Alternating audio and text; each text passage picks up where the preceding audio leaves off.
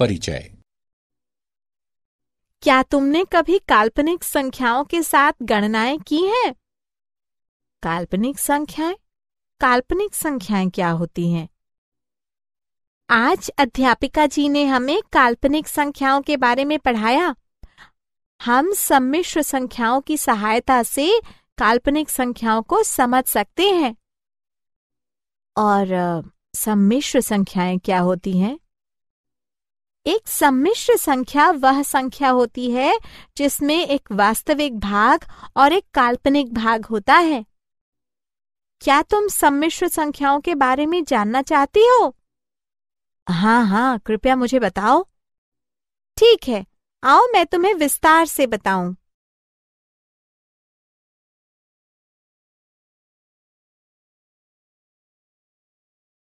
उद्देश्य।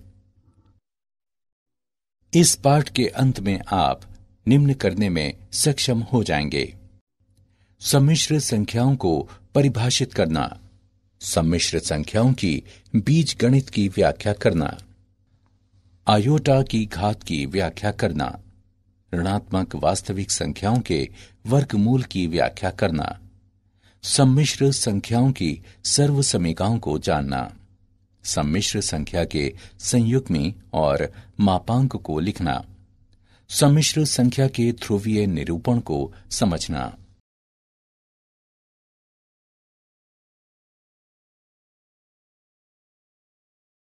सम्मिश्र संख्याएं।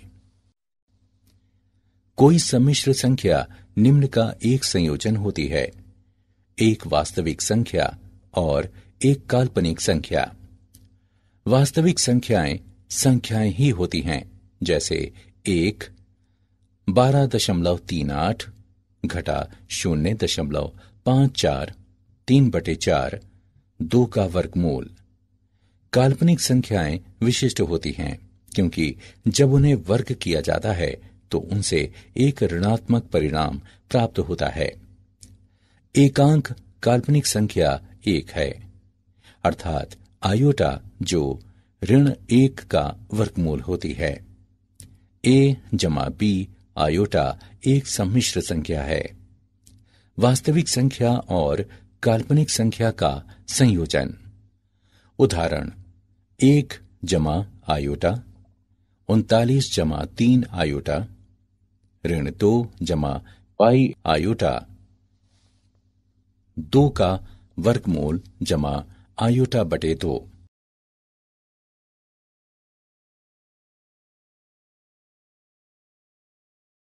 सम्मिश्र संख्याओं की बीजगणित यानी जोड़। दो सम्मिश्र संख्याओं a जमा b आयोटा और c जमा d आयोटा के जोड़ को इस प्रकार परिभाषित किया जाता है: a जमा b आयोटा जमा c जमा d आयोटा बराबर a जमा c जमा b जमा d आयोटा। यह समूहन जैसे पदों के समान है। वास्तविक भागों को वास्तविक भागों में जोड़ा जाता है और काल्पनिक भागों को काल्पनिक भागों में जोड़ा जाता है। सम्मिश्र संख्याओं के जोड़ के लिए गुणधर्म। दो सम्मिश्र संख्याओं का योगफल एक सम्मिश्र संख्या होता है। यह गुणधर्म संवरक नियम कहलाता है। सम्मिश्र जोड़ क्रम विनिमय है। किन्हीं भी दो सम्मिश्र संख्याओं Z1 और Z2 के लिए Z1 जमा Z2 बराबर Z2 जमा Z1 सम्मिश्र जोड़ सहचर्य है। किन्हीं भी तीन सम्मिश्र संख्याओं Z1 Z2 Z3 के लिए Z1 जमा Z2 जमा Z3 बराबर Z1 जमा Z2 जमा Z3। सम्मिश्र संख्याओं के लिए प्रतिलोम। सम्मिश्र संख्याओं के समुच्चय के प्रत्येक तत्व Z बराबर x जमा आयोटा y का एक प्रतिलोम तत्व घटा Z बराबर घटा x घटा आयोटा y होता है।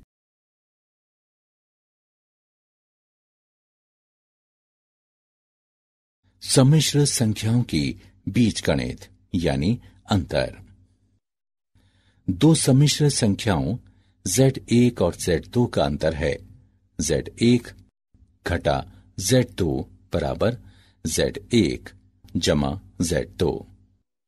उदाहरण के लिए 4 जमा 2 आयोटा घटा 7 घटा आयोटा बराबर 4 जमा 2 आयोटा जमा घटा 7 जमा आयोटा बराबर घटा 3 जमा 3 आयोटा। इसी प्रकार 6 घटा आयोटा घटा 4 जमा 2 आयोटा बराबर 6 घटा आयोटा जमा घटा 4 घटा 2 आयोटा बराबर 2 घटा 3 आयोटा।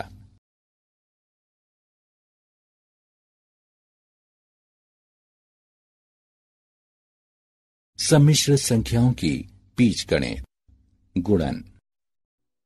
दो सम्मिश्र संख्याओं Z1 और Z2 का गुणन है AC घटा BD जमा AD जमा BC आयोटा। दो सम्मिश्र संख्याओं का गुणन एक सम्मिश्र संख्या होता है। इस गुण को समवर्ग नियम कहते हैं। सम्मिश्र गुणन क्रम विनिमय होता है। किन्हीं भी दो सम्मिश्र संख्याओं Z1 और Z2 के लिए Z1 गुणा Z2 बराबर Z2 गुणा Z1 सम्मिश्र गुणन सहचर्य होता है। किन्हीं भी तीन सम्मिश्र संख्याओं Z1, Z2, Z3 के लिए Z1 गुणा Z2 गुणा Z3 बराबर Z1 गुणा Z2 गुणा Z3। सम्मिश्र गुणन के लिए प्रतिलोग सम्मिश्र संख्याओं के समुच्चय के प्रत्येक तत्व Z बराबर X जमा आयोटा Y का एक प्रतिलोम तत्व 1/Z या Z का प्रतिलोम होता है। वितरण नियम किन्हीं भी तीन सम्मिश्र संख्याओं Z1, Z2, Z3 के लिए Z1 गुणा Z2 जमा Z3 बराबर Z1 गुणा Z2 जमा Z1 गुणा Z3। Z1 जमा Z2 गुणा Z3 बराबर Z1 गुणा Z3 जमा Z2 गुणा Z3।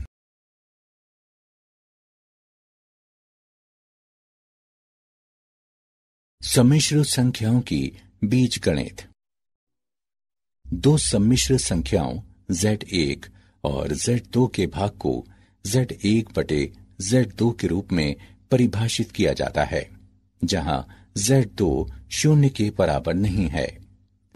Z1/Z2 बराबर Z1 गुणा 1/Z2।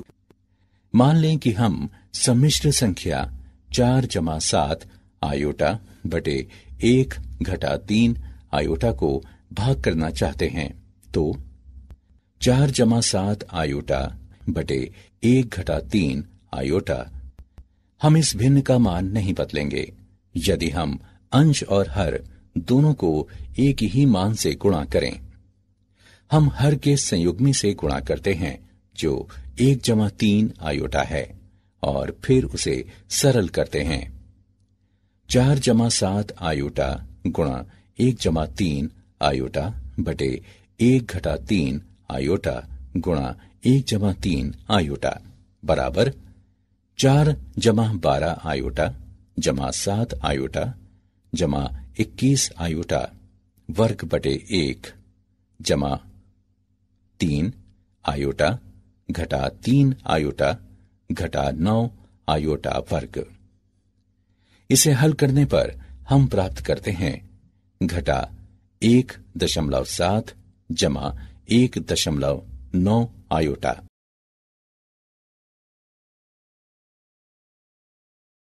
आई की घात। अब आइए आयोटा की घातों के बारे में सीखें। आई की घात 0 बराबर 1। आई की घात 1 बराबर आई की घात 2 बराबर घटा 1। आयोटा की घात 3 को आयोटा वर्ग गुणा आयोटा भी लिखा जा सकता है। हम जानते हैं कि आयोटा वर्ग घटा 1 होता है। हमें प्राप्त होता है घटा आयोटा। इसी प्रकार आयोटा की घात 4 बराबर आयोटा वर्ग का वर्ग बराबर घटा 1 वर्ग बराबर 1। आयोटा की घात 5 बराबर आयोटा वर्ग का वर्ग गुणा आयोटा बराबर घटा 1 वर्ग गुणा आयोटा बराबर आयोटा। तालिका को देखें। हम देख सकते हैं कि आयोटा की घात 4m बराबर 1। आयोटा की घात 4m जमा 1 बराबर आयोटा। आयोटा की घात 4m जमा 2 बराबर घटा 1। आयोटा की घात 4m जमा 3 बराबर घटा आयोटा, जहां m बराबर 0, 1, 2, 3 और इसी प्रकार आगे तक।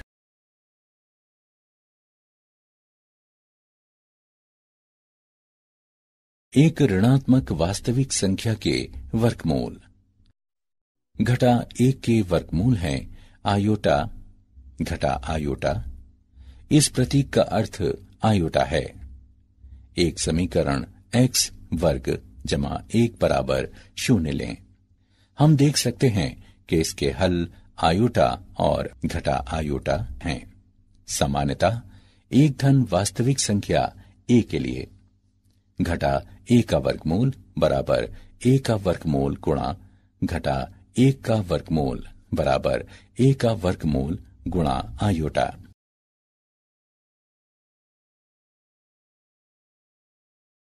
सम्मिश्र संख्याओं से संबंधित सर्वसमीकाएं। सम्मिश्र संख्याओं की सर्वसमीकाएं इस प्रकार हैं।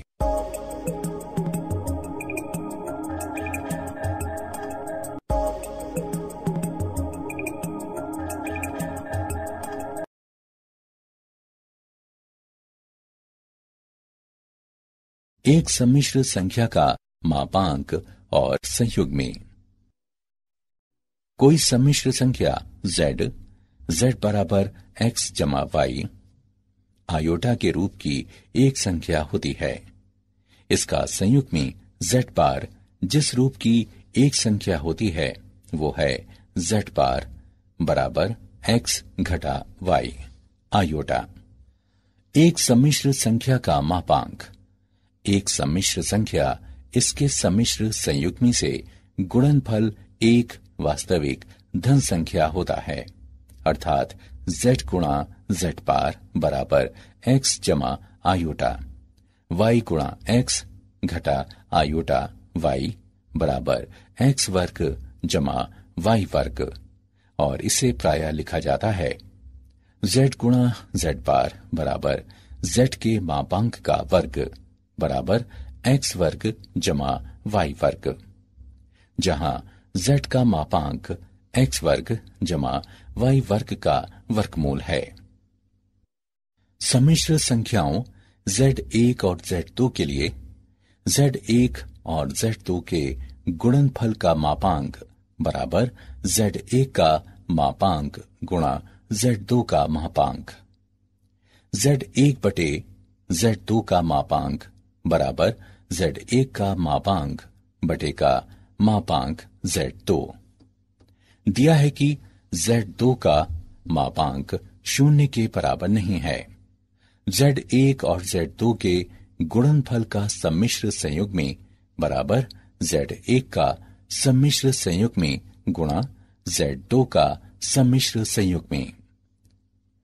z1 जमा घटा z2 का सम्मिश्र संयुग्मी बराबर z1 का सम्मिश्र संयुग्मी जमा घटा z2 का सम्मिश्र संयुग्मी। z1 बटे z2 का सम्मिश्र संयुग्मी बराबर z1 का सम्मिश्र संयुग्मी बटे z2 का सम्मिश्र संयुग्मी। दिया है z2 जो कि 0 के बराबर नहीं है।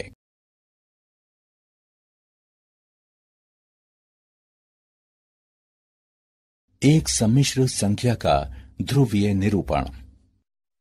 किसी सम्मिश्र संख्या को दृश्य रूप में इस आरेख पर एक सदिश की रचना करती हुई संख्याओं ए बी के एक युग्म के रूप में निरूपित किया जा सकता है, जिसे आगंड आरेख कहते हैं, जो एक सम्मिश्र समतल को प्रदर्शित करता है। आर ई वास्तविक अक्ष है, एल एम काल्पनिक अक्ष है और आयोटा काल्पनिक इकाई है, जो आयोटा वर्ग बराबर घटा 1 को संतुष्ट करती है। ध्रुवीय निरूपण में एक सम्मिश्र संख्या z को दो मानदंडों r और थीटा में निरूपित किया जाता है। मानदंड r सम्मिश्र संख्या का मापांक होता है और मानदंड थीटा x अक्ष की धनात्मक दिशा के साथ कोण है।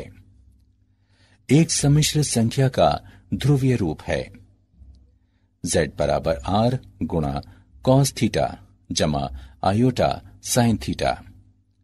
सम्मिश्र संख्याओं की गुणा व भाग करने में ये निरूपण बहुत उपयोगी है।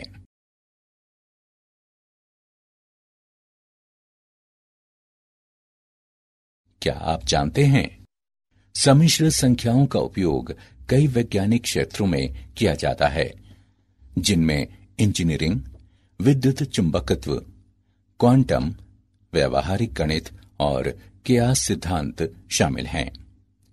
इतालवी गणितज्ञ जेरोलेमो कार्डेनो पहले ऐसे व्यक्ति हैं जिन्होंने सम्मिश्र संख्या का प्रयोग किया। 16वीं सदी में धन समीकरणों के हल ज्ञात करने के अपने प्रयासों में वो सम्मिश्र संख्याओं को कल्पित कहते थे।